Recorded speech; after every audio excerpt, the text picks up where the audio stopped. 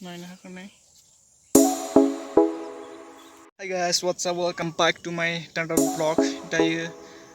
आंनि भिडिअ बरायबाय नोंथांमोनखौ दिनै जाहैबाय आं जोंनि जोगोनार बारियाव दं फिथाइखौ नायदिंदों आरो फुरा एम्फौ जाबाय बे एम्फौनि थाखाय जों मोनसे मुलि होनो नागिरदों नायलांबाय थादो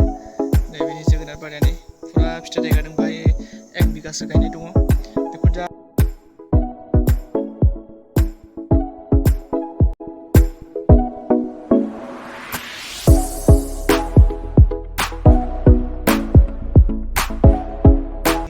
जोंनि जोगोनार बारियाव जोगोनार फिथाइखौ नायदों आरो जोगोनारा गोगोम थायदों फिथाइया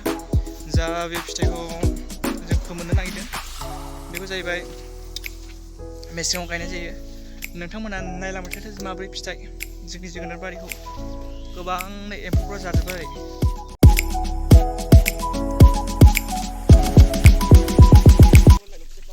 मुलि सारनांगौ बेखौ एम्फौ माखानायनि